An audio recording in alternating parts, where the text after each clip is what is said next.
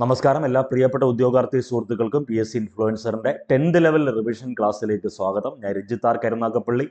നമ്മൾ ഇന്നത്തെ ക്ലാസ്സിൽ ഡിസ്കസ് ചെയ്യുന്ന ഏരിയ 5ാമത്തെ ദിവസമാണ്. ഇന്ന് 10th ലെവൽ റിവിഷൻ ചലഞ്ചിന്റെ 5ാമത്തെ ദിവസമാണ്. അപ്പോൾ ബാക്കിയുള്ള 4 ദിവസങ്ങൾ എന്ത് നടന്നു, എന്താണ് പരീക്ഷ, എന്താണ് എക്സാം എന്നൊക്കെ, അല്ലെങ്കിൽ എന്താണ് PDF നോട്ടിന്റെ വായന, ഇതൊക്കെ നല്ല രീതിയിൽ വായിച്ച് ഒരു ലെവൽ എത്തിയിരിക്കുകയാണ് നിങ്ങൾ.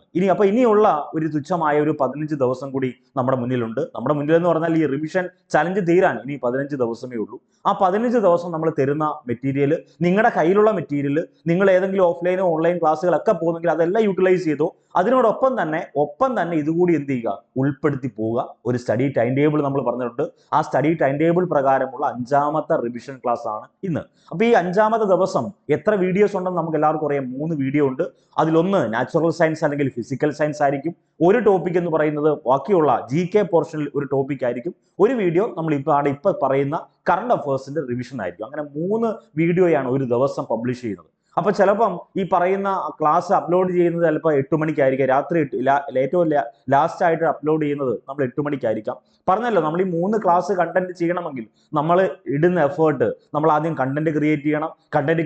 അതിനുശേഷം അത് ക്രോസ് ചെക്ക് ചെയ്യണം. അത് എറർ ഫ്രീ ആയിരിക്കണം. നമ്മൾ ഈ തന്നിട്ടുള്ള ഒരു മെറ്റീരിയലിനകത്തും എറർ ഉണ്ടായിട്ടില്ല എന്നാണ് 99.9% എറർ ഫ്രീ ആയിട്ടാണ് നിങ്ങളുടെ മുന്നിലേക്ക് എത്തിക്കുന്നത്. എന്നിരുന്നാലും മനുഷ്യനാണ് ചെയ്യുന്നത്, കൂട്ടായ്മയാണ് ചെയ്യുന്നത്. ചിലപ്പോൾ എറർ സംഭവിക്കാം, ചിലപ്പോൾ 1% എറർ സംഭവിക്കാം. അത് തിരുത്തി പിൻ ചെയ്യുന്നുണ്ട്, ഗ്രൂപ്പിൽ പറയുന്നുണ്ട്. ഓക്കെ, അപ്പൊ വരാൻ പോകുന്ന 10th ലെവൽ പ്രിലിംസിൽ ആദ്യ റാങ്ക് നിങ്ങൾക്ക് ഉണ്ടാകട്ടെ എന്ന് ആത്മാർത്ഥമായി പ്രാർത്ഥിക്കുന്നു. നമ്മൾ നേരെ കണ്ടന്റിലേക്ക് പോവുകയാണ്. കറണ്ട് അഫയേഴ്സ് റിവിഷൻ പഠിക്കുമ്പം എല്ലാവരുടെയും മനസ്സിലുണ്ടാവുന്ന കറണ്ട് അഫയേഴ്സ് 2022 23 മാത്രം പഠിച്ചാൽ മതിയോ? അല്ല, ഏറ്റവും ലേറ്റസ്റ്റ് ഇന്നലെ നടത്തിയ അല്ലെങ്കിൽ ഇന്ന് നടന്ന പ്രധാനപ്പെട്ട അപ്ഡേഷൻ ഉൾപ്പെടെ പഠിക്കണം. ഇത് രാവിലെ പത്രം വരുന്ന സമയത്ത് ആ പത്രത്തിലെ മുഴുവൻ കണ്ടന്റുകൾ നോക്കിയിട്ടാണ് ഈ കണ്ടന്റ് ചെയ്യുന്നത്. അതിൽ എല്ലാ യൂട്യൂബ് ചാനൽ നോക്കാറുണ്ട്, ടെലഗ്രാം കൂട്ടായ്മയിലെ കണ്ടന്റ് നോക്കാറുണ്ട്. അപ്പൊ എല്ലാവരോടുമുള്ള കടപ്പാട് ആദ്യം തന്നെ രേഖപ്പെടുത്തുന്നു. നമ്മൾ നേരെ കണ്ടന്റിലേക്ക് പോകുന്നു. ചോദ്യം ഇതാണ്: റിസർവ് ബാങ്ക് ഓഫ് ഇന്ത്യയുടെ പുതിയ ഗവർണറായി നിയമിതനായത് ആരാണ്?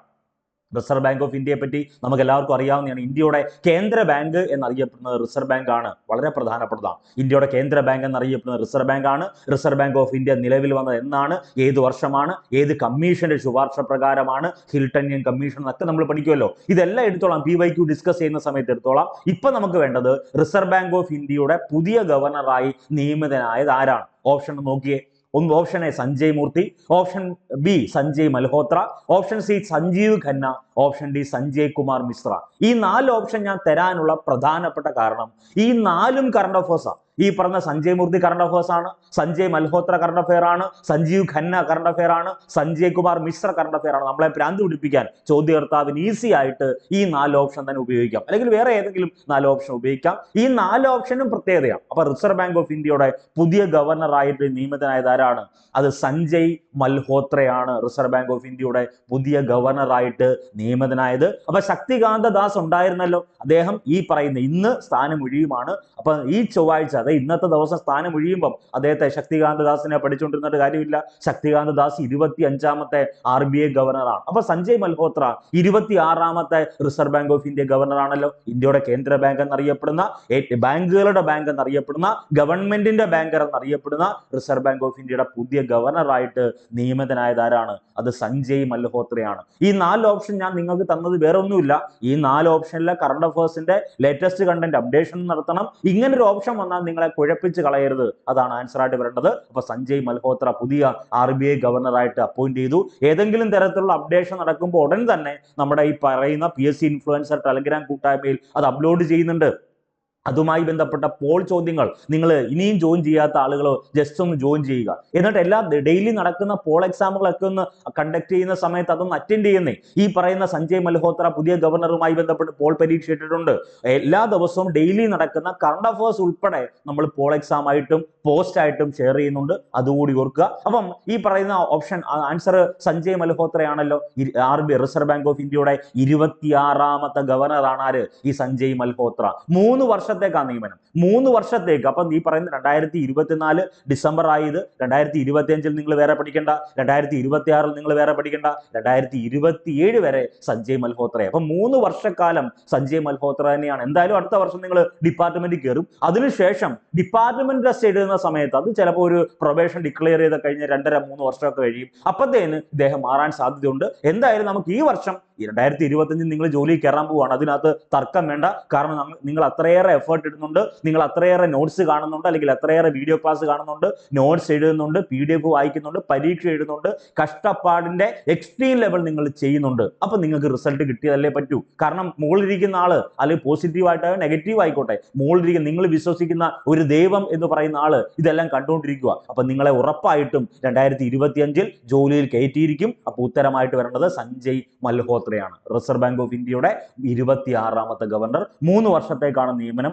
അദ്ദേഹം റവന്യൂ സെക്രട്ടറി ആയിരുന്നു. അപ്പൊ ഇക്കഴിഞ്ഞ മത്സര പരീക്ഷയ്ക്ക് ഉൾപ്പെടെ ചോദിച്ചിട്ടുണ്ടല്ലോ, ശ്രീലങ്കയുടെ നിലവിലെ പ്രസിഡന്റ് അല്ല ചോദിച്ചത്, മുൻ പ്രസിഡന്റ് ആര്, അല്ലെങ്കിൽ ശ്രീലങ്കയുമായി ബന്ധപ്പെട്ട് അല്ലെങ്കിൽ മറ്റേത് രാജ്യങ്ങളുമായി ബന്ധപ്പെട്ട് നിയമനം ചോദിച്ചാൽ തൊട്ട് മുന്നേ ഇരുന്ന വ്യക്തി ആരെന്ന് ചോദിക്കാം. അപ്പൊ ഇവിടെ ഈ റിസർവ് ബാങ്ക് ഓഫ് ഇന്ത്യയുടെ 25ാമത് ഗവർണർ ആരായിരുന്നു? ശക്തികാന്ത ദാസ് ആയിരുന്നു. ഇപ്പൊ 26ാമത്തെ ഗവർണർ സഞ്ജയ് മൽഹോത്ര ഈ സ്ഥാനത്ത് വരുന്നതിന് തൊട്ട് മുൻപ് അദ്ദേഹം റവന്യൂ സെക്രട്ടറി ആയിരുന്നു. അതൊന്നുകൂടി ഓർത്തു വെക്കണം. അപ്പം ഈ പറയുന്ന ഓപ്ഷനിൽ നിന്ന് വന്നേക്കാം. ഒന്ന് ഓപ്ഷൻ എ നോക്കി, അല്ലെങ്കിൽ നമ്മൾ പറഞ്ഞേക്കുന്ന ഓരോ ഓപ്ഷനുകൾ പരിശോധിക്കുമ്പോൾ, ഒന്ന് സഞ്ജീവ് ഖന്ന എന്നറിയപ്പെടുന്ന വ്യക്തിയുണ്ട്. സുപ്രീം കോടതിയുടെ നിലവിലെ ചീഫ് ജസ്റ്റിസ് അല്ലേ സഞ്ജീവ് ഖന്ന? സുപ്രീം കോടതിയുടെ നിലവിലെ ചീഫ് ജസ്റ്റിസ് ആണ് സഞ്ജീവ് ഖന്ന.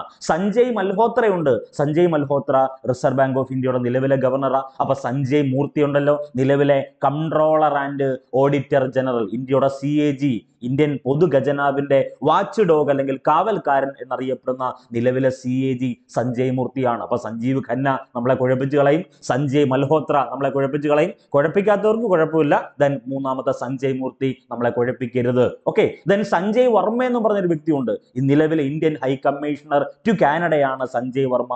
അതൊന്ന് ഓർത്തു വെക്കണേ. അടുത്തത് സഞ്ജയ് കുമാർ. തീരുന്നില്ല, ഇനി നമ്മളെ കുഴപ്പിക്കാനുള്ള കണ്ടന്റ് ഉണ്ട്. സഞ്ജയ് കുമാർ മിശ്രയുടെ പ്രത്യേകത, GSTയുടെ ട്രൈബ്യൂണൽ ചെയർമാൻ ആണ് സഞ്ജയ് കുമാർ മിശ്ര. പറഞ്ഞല്ലോ, ഈ കണ്ടന്റ് തരാൻ അല്ലെങ്കിൽ കണ്ടന്റ് എടുക്കാൻ സാധിച്ച, അല്ലെങ്കിൽ ഈ കണ്ടന്റ് പറയാൻ സാധിച്ച മുഴുവൻ സുഹൃത്തുക്കളോടും ഞാൻ കടപ്പാടുണ്ട്. കാരണം ഏതെങ്കിലുമൊക്കെ ആളുകൾ നമുക്കിത് ഫോർവേഡ് ചെയ്ത് തരുന്നയാ, സാറേ ഇതേപോലെ ഒരു കണ്ടന്റ് ഉണ്ട്, ഇതൊന്ന് ചെയ്യണേ, ഇത് ഞങ്ങളെ കുഴപ്പിച്ച് കളയും, ഇതിനൊരു കോഡ് വല്ലതും തരണേ. കോഡൊന്നുമില്ല, എന്ത് ചെയ്യുക, വായിച്ച് റിവൈസ് ചെയ്ത് പോവുക. അപ്പൊ സഞ്ജീവ് ഖന്ന കിട്ടി, സഞ്ജയ് മൽഹോത്ര കിട്ടി, സഞ്ജയ് മൂർത്തി കിട്ടി, സഞ്ജയ് വർമ്മ. സഞ്ജയ് കുമാർ മിശ്രയുടെ പ്രത്യേകത, നിലവിലെ GST ട്രൈബ്യൂണലിന്റെ ചെയർമാൻ ആണ് ആര്? സഞ്ജയ് കുമാർ മിശ്ര. അതൊന്ന് ഓർത്തു വെക്കണം. ഇനി ഏറ്റവും പ്രധാനപ്പെട്ട ഇന്നലത്തെ ഏറ്റവും പ്രധാനപ്പെട്ട ആനുകാലിക സംഭവം ഷാജി എൻ കരുണുമായി ബന്ധപ്പെട്ട ചോദ്യമാണ്. ഷാജി എൻ കരുണുമായി ബന്ധപ്പെട്ട് നമ്മൾ പഠിക്കുമ്പോൾ അദ്ദേഹം ഇന്ത്യൻ ഫിലിം ഡയറക്ടറാണ്, പ്രധാനപ്പെട്ട വ്യക്തിത്വമാണ്. അദ്ദേഹം കേരളവുമായി ബന്ധപ്പെട്ട ഒരു പ്രധാനപ്പെട്ട നിയമന സ്ഥാനത്ത് ഇരിക്കുന്ന വ്യക്തിയാണ്. നിയമന സ്ഥാനം എന്ന് പറഞ്ഞാൽ പ്രധാനപ്പെട്ട ഒരു സ്ഥാനം വഹിക്കുന്ന വ്യക്തിയാണ് ഷാജി എൻ കരുൺ. ഈ ഷാജി എൻ കരുണുമായി ബന്ധപ്പെട്ട് അദ്ദേഹത്തിന്റെ ഈ പറയുന്ന സിനിമകളെല്ലാം വളരെ പ്രധാനപ്പെട്ടതാണ്. സ്വാഹം ഉൾപ്പെടെ, വാനപ്രസ്ഥം ഉൾപ്പെടെ, പിറവി ഉൾപ്പെടെ നമ്മൾ പഠിക്കണം, അപ്ഡേറ്റ് ചെയ്ത് പഠിക്കണം. അപ്പൊ അപ്ഡേഷൻ വരുമ്പം എന്തൊക്കെയാണ് ഇദ്ദേഹവുമായി ബന്ധപ്പെട്ട അപ്ഡേഷൻ എന്ന് പറഞ്ഞാൽ, 2023 JC ഡാനിയൽ പുരസ്കാരത്തിന് അർഹനായത് ഷാജി എൻ കരുണാണ്. 2023 ഇത് 2024 ഡിസംബറാ. 2023 JC ഡാനിയൽ പുരസ്കാരത്തിന് അർഹനായത് ആരെന്ന് ചോദിച്ചാൽ അത് ഷാജി എൻ കരുണാണ്. ഈ ഷാജി എൻ കരുണിന്റെ ഈ കണ്ടന്റ് മാത്രം പഠിച്ചാ പോരാ. ഷാജി എൻ കരുണിന് Sri Lankan international youth film festival lifetime achievement പുരസ്കാരം 2024 ലഭിച്ചു. അതുകൂടി ഓർക്കണം. ഷാജി എൻ കരുണിന് Sri Lankan international youth film festival lifetime achievement പുരസ്കാരം 2024 ലഭിച്ചു. ഈ 2024 പുരസ്കാരം ലഭിക്കുന്ന അതേ വേളയിൽ PSC ഇൻഫ്ലുവൻസർ കൂട്ടായ്മയിൽ ഈ പറയുന്ന കണ്ടന്റ് ഉൾപ്പെടെ അപ്ഡേറ്റ് ചെയ്തിട്ടുണ്ട്. ഈ പുരസ്കാരമാണ് JC ഡാനിയൽ പുരസ്കാരമല്ല, ഈ പറയുന്ന Sri Lankan international youth film festival lifetime achievement പുരസ്കാരവുമായി ബന്ധപ്പെട്ട ആനുകാലിക സംഭവം നമ്മൾ അപ്ഡേറ്റ് ചെയ്തിട്ടുണ്ട്. അതൊന്ന് ഓർത്തു നോക്കണം. അപ്പൊ 2023 JC ഡാനിയൽ പുരസ്കാരവുമായി ബന്ധപ്പെട്ട വ്യക്തിത്വമാണ് ആര്? ഷാജി എൻ കരുൺ. ഈ പറയുന്ന JC ഡാനിയൽ പുരസ്കാരത്തെ പറ്റി പറയുമ്പോൾ നമുക്ക് വേണ്ട ചോദ്യം ഇതാണ്. മലയാള ചലച്ചിത്ര രംഗത്തെ ആയുഷ്കാല സംഭാവനയ്ക്കുള്ള 2023 JC ഡാനിയൽ പുരസ്കാരത്തിന് അർഹനായത് ആരാണ്? സംവിധായകൻ ഷാജി എൻ കരുൺ ആണെന്ന് അറിയാലോ. ഇനി ഈ പറയുന്ന പുരസ്കാരവുമായി ബന്ധപ്പെട്ട ചോദ്യമുണ്ട്. സംസ്ഥാന സർക്കാരിന്റെ പരമോന്നത ചലച്ചിത്ര പുരസ്കാരം. സാഹിത്യ പുരസ്കാരം എന്നല്ല ഞാൻ പറഞ്ഞത്, സാംസ്കാരിക പുരസ്കാരം എന്നല്ല ഞാൻ പറഞ്ഞത്, സംസ്ഥാന സർക്കാരിന്റെ പരമോന്നത ചലച്ചിത്ര പുരസ്കാരമാണ് ഏത്? ഈ പറയുന്ന JC ഡാനിയൽ പുരസ്കാരം. ഓക്കെ, അത് ഓർത്തു നോക്കുക.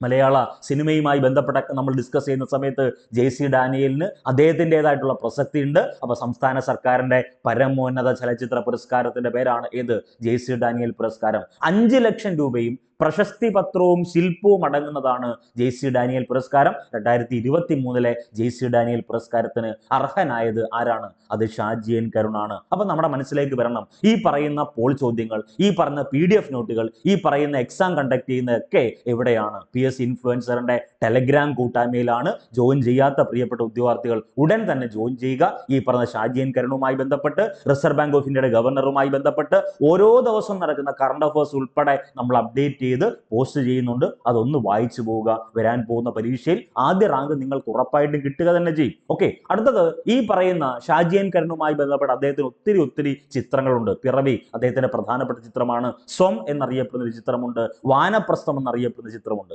പിറവിക്ക് പ്രത്യേകതയുണ്ട്. 70ഓളം ചലച്ചിത്രമേളകളിൽ പ്രദർശിക്കപ്പെടുകയും 31 പുരസ്കാരങ്ങൾ നേടുകയും ചെയ്ത ഷാജി എൻ കരുണിന്റെ ചിത്രമാണ് പിറവി. അത് വളരെ പ്രധാനപ്പെട്ടതാണ്. ഇനി കാൻ ചലച്ചിത്രമേളയിൽ പാംദോറിന് നാമനിർദ്ദേശം ചെയ്യപ്പെട്ട അദ്ദേഹത്തിന്റെ ഒരു സിനിമയുടെ പേരാണ് സ്വം എന്നറിയപ്പെടുന്നത്. അപ്പോൾ അദ്ദേഹത്തിന് 3 പ്രധാനപ്പെട്ട ഒത്തിരി സിനിമകളുണ്ട്. 3 പ്രധാനപ്പെട്ട സിനിമകൾ നിങ്ങൾ പഠിക്കുക വേണം.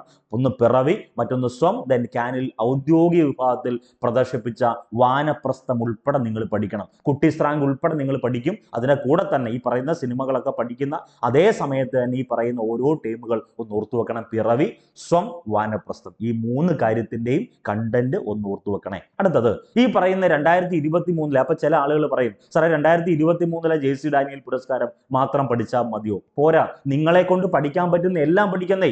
ഇനി നമുക്കൊന്ന് ആലോചിച്ച് നോക്കും, നമ്മൾ 2023 JC ഡാനിയൽ പുരസ്കാരം മാത്രം പഠിച്ചിട്ട് പോവാ, പരീക്ഷയ്ക്ക് 2022 ചോദിച്ചത് നിങ്ങൾ എന്ത് ചെയ്യും? 1 മാർക്ക് നഷ്ടമാകില്ലേ? അപ്പൊ നിങ്ങളെ കൊണ്ട് പഠിക്കാൻ പറ്റുന്നത് എല്ലാം പഠിക്കുക. ഈ കൂട്ടായ്മയെ കൊണ്ട് തരാൻ പറ്റുന്ന എല്ലാം ഞങ്ങൾ തരുന്നുണ്ട്. അത് ഒന്ന് ആലോചിച്ച് നോക്കുക. 3 ദിവസമായിട്ട് പരീക്ഷ 11 മണിക്കാണ്. രാത്രി 11 മണിക്കും 11:30ക്കും അപ്ലോഡ് ചെയ്യുന്നത്. ഈ 11:30ക്കും 11 മണിക്കും അത് അറ്റൻഡ് ചെയ്യുന്ന പ്രിയപ്പെട്ട ഉദ്യോഗാർത്ഥികളുണ്ട്. അപ്പൊ അത്രയേറെ ഈ പറയുന്ന ഉറക്കം ഉൾപ്പെടെ കളഞ്ഞ് പഠിക്കുന്ന സമയത്താണ് നോട്ടിഫിക്കേഷൻ വരുന്നത്. എക്സാമിന് നോട്ടിഫിക്കേഷൻ വരുന്ന സമയത്ത് ഈ പറഞ്ഞ പ്രിയപ്പെട്ട ഉദ്യോഗാർത്ഥികൾ അത് അറ്റൻഡ് ചെയ്യും. അപ്പൊ അത്രയേറെ റിസൾട്ട് ഉണ്ടാകും അവർക്ക്. അപ്പൊ നിങ്ങൾ മനസ്സിലാക്കണം, 10th ലെവൽ പ്രിലിംസ് എന്ന് പറയുന്നത് എന്തല്ല നമ്മൾ മനസ്സ് വിചാരിക്കുന്നോണം നിസ്സാരമല്ല. അത്രയേറെ മത്സരം നടക്കുന്നുണ്ട്. ഒന്ന് ആലോചിച്ച് നോക്കൂ. ഈ പറയുന്ന വീഡിയോ ക്ലാസ്സിന്റെ താഴെ എത്ര വ്യൂ ഉണ്ടെന്ന് നിങ്ങൾ നോക്കൂ. 5000 മിനിമം വ്യൂ ആണ്. ഈ 5000 കുട്ടികൾ 10th ലെവൽ പരീക്ഷയ്ക്ക് വേണ്ടി പഠിക്കുന്നു എന്നല്ലേ? അത് എന്ന് വെച്ചാൽ നമ്മുടെ ചാനലിൽ 5000 പേര് പഠിക്കുന്നു. അതേപോലെ എത്രയൊക്കെ ചാനൽ കാണും, എത്രയൊക്കെ ഓൺലൈൻ സെന്ററുകൾ കാണും, എത്രയൊക്കെ ഓഫ്ലൈൻ സെന്റർ കേരളത്തിൽ ഉടനീളം അങ്ങോളം ഇങ്ങോളം കാണും, എത്രയേറെ ഗ്രന്ഥശാലകൾ കാണും, കമ്പൈൻഡ് സ്റ്റഡി കൂട്ടായ്മകൾ, എത്രയേറെ വീടുകളിൽ ഓരോ ആളുകൾ 5 പേര് 2 പേര് 3 പേര് ഇരുന്ന് കമ്പൈൻഡ് സ്റ്റഡി നടത്തുന്നവർ കാണും. അപ്പൊ മത്സരം എപ്പോഴും തന്നെ എന്താണ്? മത്സരം കടുപ്പമുള്ളതാണ്. അപ്പൊ അതിനു വേണ്ടി പഠിക്കുക. ഒന്നുമില്ല, ടെൻഷൻ ഒന്നും ആവണ്ട. 2025 നിങ്ങളുടെ വർഷമാകണമെങ്കിൽ ഈ മാസം മെനക്കെട്ട് കുത്തിയിരുന്ന് ഉറക്കം കളഞ്ഞൊന്ന് പഠിക്കുക. സ്വസ്ഥമായിട്ട് പഠിക്കുന്ന ഒരു അവസരം അല്ലെങ്കിൽ ആ ഒരു സമയം കഴിഞ്ഞു. ഇനി നമ്മൾ എന്ത് ചെയ്യുകയാണ്? സ്മാർട്ട് വർക്കാണ്. പരമാവധി ക്വസ്റ്റ്യൻ വർക്കൗട്ട് ചെയ്യുക, പരമാവധി കറണ്ട് അഫയേഴ്സ് വായിക്കുക. വായിച്ച് നമ്മൾ 2025 ജോലി കയറും. അപ്പൊ 2023 JC ഡാനിയൽ പുരസ്കാരത്തിന് അർഹനായത് ഷാജി എൻ കരുണാണ്. അപ്പൊ 2022 JC ഡാനിയൽ പുരസ്കാരം TV ചന്ദ്രൻ ലഭിക്കുന്നു. 2021 JC ഡാനിയൽ പുരസ്കാരം KP കുമാരന് ലഭിക്കുന്നു. 2020 JC ഡാനിയൽ പുരസ്കാരം P ജയചന്ദ്രന് കിട്ടുന്നു. 2019 JC ഡാനിയൽ പുരസ്കാരം ഹരിഹരന് കിട്ടുന്നു. വളരെ പ്രധാനപ്പെട്ടതാണ്. അപ്പൊ 2023 കിട്ടി, 2022 കിട്ടി, 2021, 2020, 2019 ഇത്രയും കാര്യങ്ങൾ മറക്കല്ലേ. അപ്പൊ 2023 JC ഡാനിയൽ പുരസ്കാരം ആർക്കാണ്? ഷാജി എൻ കരുണിനാണ്. ഇനി ഈ പറയുന്ന കറണ്ട് അഫയേഴ്സ് വായിക്കുമ്പോൾ നമ്മൾ പഠിക്കേണ്ട ഈ പറയുന്ന 2-3 ദിവസമായിട്ടുള്ള ഏറ്റവും പ്രധാനപ്പെട്ട ഒരു കറണ്ട് അഫയേഴ്സ് ഇതാണ്. ലോക സിനിമാ ചരിത്രത്തിൽ ആദ്യമായിട്ട് 3Dയിൽ ഒരുങ്ങുന്ന ബൈബിൾ സിനിമയുടെ പേര് ജീസസ് ആൻഡ് മദർ മേരി ആണ്. ലോക സിനിമാ ചരിത്രത്തിൽ ആദ്യമായിട്ട് 3Dയിൽ ഒരുങ്ങുന്ന അല്ലെങ്കിൽ ഇറക്കാൻ ഉദ്ദേശിക്കുന്ന ബൈബിൾ സിനിമയാണ് ജീസസ് ആൻഡ് മദർ മേരി. അതിന്റെ സംവിധായകൻ തോമസ് ബെഞ്ചമിനാണ്. നമുക്ക് എല്ലാവർക്കും അറിയാവുന്നതാണ്. ശ്രീനാരായണ ഗുരുവുമായി ബന്ധപ്പെട്ട് വളരെ പ്രധാനപ്പെട്ട ഒരു കണ്ടന്റ് നമ്മൾ ഇവിടെ പഠിക്കുന്നുണ്ട്. ഫ്രാൻസിസ് മാർപ്പാപ്പയുമായി ബന്ധപ്പെട്ട് ലേറ്റസ്റ്റ് കറണ്ട് അഫയറിൽ പഠിക്കുന്നുണ്ടല്ലോ. അപ്പൊ ആ ഒരു ചടങ്ങിൽ പ്രകാശനം ചെയ്തതാണ് ഈ പറയുന്ന ജീസസ് ആൻഡ് മദർ മേരിയുടെ പോസ്റ്റർ പ്രകാശനം ചെയ്തത് ഫ്രാൻസിസ് മാർപ്പാപ്പയാണ്. അതുകൂടി ഒന്ന് ഓർത്തു വെക്കണം. അപ്പൊ ലോക സിനിമാ ചരിത്രത്തിൽ ആദ്യമായി 3D ഒരുങ്ങുന്ന Bible cinema Jesus and mother മേരിയാണ്. അപ്പൊ ചില ആളുകൾ കരുതി ഇത് മാത്രം പഠിച്ചാൽ മതിയോ? പോരാ, ഇത് മാത്രമല്ല, പ്രധാനപ്പെട്ട പോയിന്റുകൾ നമ്മൾ ആ ക്ലാസ്സിൽ ഡിസ്കസ് ചെയ്യുന്നു. അപ്രധാനപ്പെട്ടതെന്ന് എനിക്ക് മനസ്സിലാകുന്ന അല്ലെങ്കിൽ ഈ കൂട്ടായ്മയ്ക്ക് തോന്നുന്ന കണ്ടന്റുകളെല്ലാം പോൾ പരീക്ഷയായിട്ടും PDF നോട്ടായിട്ടും അഡീഷണൽ തരുന്നുണ്ട്. അതൊന്ന് ഓർത്തു വെക്കുക. അടുത്തത് ഏറ്റവും പ്രധാനപ്പെട്ട ഒരു കറണ്ട് അഫേഴ്സ് ആണ് പെഗാസസ്. നേരത്തെ ഇത് കറണ്ട് അഫേഴ്സ് ആയിരുന്നു. ഇപ്പം ഈ പറയുന്ന രാഷ്ട്രീയ നേതാക്കൾ ഉൾപ്പെടെ VIP-കളുടെ ഫോണിലെ രഹസ്യം ചോർത്തി എന്ന കുപ്രസിദ്ധി നേടിയ ഒരു ഇസ്രയേലി സ്പൈവെയർ ഉണ്ട്, അല്ലെങ്കിൽ ഇസ്രയേലി സോഫ്റ്റ്വെയറിന്റെ പേരാണ് പെഗാസസ്. നമുക്ക് എല്ലാവർക്കും അറിയാവുന്നതാണ്. അന്ന് പാർലമെന്റിലൊക്കെ വലിയ തരത്തിലുള്ള പ്രതിഷേധം ഉണ്ടായതാണ് ഈ പെഗാസസ് എന്നറിയപ്പെടുന്ന സബ്ജക്റ്റുമായി ബന്ധപ്പെട്ട്. അപ്പൊ നിങ്ങൾ മനസ്സിലാക്കേണ്ടത് ഇപ്പൊ എന്തുകൊണ്ടാണ് ഈ പെഗാസസിനെ പറയുന്നത് ചോദിച്ചാൽ, ഈ പെഗാസസ് അറിയപ്പെടുന്ന ഇസ്രയേലി സ്പൈവെയർ സാധാരണക്കാരുടെ വിവരങ്ങൾ ഉൾപ്പെടെ ചോർത്തി എന്നും പറഞ്ഞൊരു വാർത്ത വന്നിട്ടുണ്ട്. അപ്പൊ അതുമായി ബന്ധപ്പെട്ട് നമുക്ക് വേണ്ടത് ഈ പെഗാസസിനെതിരെ, അതായത് ഇസ്രയേലി സ്പൈവെയറായ പെഗാസസിനെതിരെ ജുഡീഷ്യൽ അന്വേഷണം പ്രഖ്യാപിച്ച ഇന്ത്യയിൽ ആദ്യത്തെ സംസ്ഥാനം ഏതാണ്? അത് പശ്ചിമ ബംഗാളാണ്. വംഗദേശം എന്നറിയപ്പെടുന്ന ഇന്ത്യൻ സംസ്ഥാനമായ പശ്ചിമ ബംഗാളാണ് പെഗാസസിനെതിരെ, അതായത് ഏറ്റവും പ്രധാനപ്പെട്ടതാണ് ഇസ്രയേലി സ്പൈവെയറായ പെഗാസസിനെതിരെ ജുഡീഷ്യൽ അന്വേഷണം പ്രഖ്യാപിച്ച ആദ്യ ഇന്ത്യൻ സംസ്ഥാനം ഏതാണ്? അത് പശ്ചിമ ബംഗാളാണ്. പശ്ചിമ ബംഗാളിലെ നിലവിലെ മുഖ്യമന്ത്രി മമതാ ബാനർജിയാണ്. അവരുടെ ഈ മമതാ ബാനർജിയുടെ പുസ്തകങ്ങളൊക്കെ നമ്മൾ റാൻഡമായിട്ട് പറഞ്ഞോളാം. ഇപ്പം നിങ്ങൾ പഠിക്കേണ്ട ഇത്രയും കാര്യങ്ങളാണ്. ഓക്കെ, അടുത്തത് ഏറ്റവും പ്രധാനപ്പെട്ട ഒരു കറണ്ട് അഫയർ. നിങ്ങൾ വായിക്കുന്ന പത്രമാധ്യമങ്ങളൊക്കെ വായിക്കുമ്പോൾ അല്ലെങ്കിൽ സമൂഹ മാധ്യമങ്ങളൊക്കെ നോക്കുന്ന സമയത്ത് അവിടെ ഏറ്റവും ലേറ്റസ്റ്റ് ആയിട്ടുള്ള ഒരു കറണ്ട് അഫയർ ഉണ്ട്. ഈ പറയുന്ന കേരളം സന്ദർശനവുമായി ബന്ധപ്പെട്ട്, അതായത് ഈ 2025 മുതൽ 2020 വരെയുള്ള അടുത്ത 5 വർഷം കേരളത്തിന് ലഭിക്കേണ്ട സാമ്പത്തിക പിന്തുണ നിശ്ചയിക്കാൻ കേരളത്തിലേക്ക് 16ാം കേന്ദ്ര ധനകാര്യ കമ്മീഷൻ കേരളത്തിലെത്തി. അപ്പൊ കേരളത്തിലെത്തുമ്പം നമ്മൾ പഠിക്കേണ്ടത് അവരെന്ന് വന്നു, എന്ന് പോകുന്നു, എന്തൊക്കെ ചടങ്ങുകളാ ചെയ്തത് എന്നല്ല, മറിച്ച് അപ്പൊ 16ാം കേന്ദ്ര ധനകാര്യ കമ്മീഷൻ നിലവിൽ എത്രാം ധനകാര്യ കമ്മീഷനാണ് കേന്ദ്രത്തിലുള്ളത്? 16ാം കേന്ദ്ര ധനകാര്യ കമ്മീഷനാണ്. അതിന്റെ ചെയർമാൻ ഡോക്ടർ അരവിന്ദ് പനഗരിയാണ്. അരവിന്ദ് പനഗരിയ നീതി ആയോഗുമായി ബന്ധപ്പെട്ട് നമ്മൾ കണ്ടന്റ് പഠിച്ചിട്ടുണ്ട്. അപ്പം അദ്ദേഹം എന്താണ്? 16ാം കേന്ദ്ര ധനകാര്യ കമ്മീഷൻ ചെയർമാൻ ആരാണ്? അത് ഡോക്ടർ അരവിന്ദ് പനഗരിയാണ്. ഇനി ഈ പറഞ്ഞ 16ാം കേന്ദ്ര ധനകാര്യ കമ്മീഷനിലെ മറ്റ് അംഗങ്ങളെ കൂടി ഒന്ന് ഓർത്തു വെക്കണം. ഋത്വിക് പാണ്ഡെ ഒരു അംഗമാണ്, അജിത് കുമാർ രഞ്ജൻ മറ്റൊരു അംഗമാണ്, രാഹുൽ ജെയിൻ. ഈ 3 വ്യക്തികളാണ് ചെയർമാനെ കൂടാതെ മറ്റംഗങ്ങൾ. അതുകൂടി ഒന്ന് ഓർത്തു വെക്കണം. അപ്പൊ സംസ്ഥാന ധനകാര്യ വകുപ്പ് മന്ത്രി ആരും നിങ്ങൾ പഠിക്കും, KN ബാലഗോപാൽ എന്ന് പഠിക്കും. സംസ്ഥാന ധനകാര്യ കമ്മീഷൻ ഉണ്ട്, അത് നമുക്ക് എല്ലാവർക്കും അറിയാവുന്നതാണ്. അതിൽ നിയമനവുമായി ബന്ധപ്പെട്ട PDF-ൽ ക്ലാസ്സിൽ വ്യക്തമായി പറഞ്ഞിട്ടുള്ളതാണ്. ഓക്കെ ആണല്ലോ. അപ്പൊ 16ാം കേന്ദ്ര ധനകാര്യ കമ്മീഷൻ ചെയർമാൻ ആരാണ്? ഡോക്ടർ അരവിന്ദ് പനഗരിയ. ഇനി ഏറ്റവും പ്രധാനപ്പെട്ട ഒരു കണ്ടന്റ് ആണ് LIC, life insurance corporation of India എന്നറിയപ്പെടുന്ന LIC-യുമായിട്ട് ചേർന്ന് സ്ത്രീകളെ സ്വയം പര്യാപ്തരാക്കുന്ന കേന്ദ്ര സർക്കാരിന്റെ പുതിയ ഒരു പദ്ധതിയുടെ പേരാണ് ഭീമ സഖി യോജന. ഒന്ന് ഓർത്തു വെക്കുക. അപ്പൊ കേന്ദ്ര ഗവൺമെന്റ് ആണല്ലോ ഇതിന് ഇനിഷ്യേറ്റീവ് എടുക്കുന്നത്. LIC-യുമായിട്ട് ചേർന്ന് സ്ത്രീകളെ സ്വയം പര്യാപ്തരാക്കുന്ന പുതിയ പദ്ധതിയുടെ പേര് ഭീമ സഖി യോജന എന്നാണ്. ഒന്നുമില്ല, ഈ ഭീമ സഖി യോജന എന്ന് പറഞ്ഞാൽ ഈ വരുന്ന 3 വർഷത്തിനകം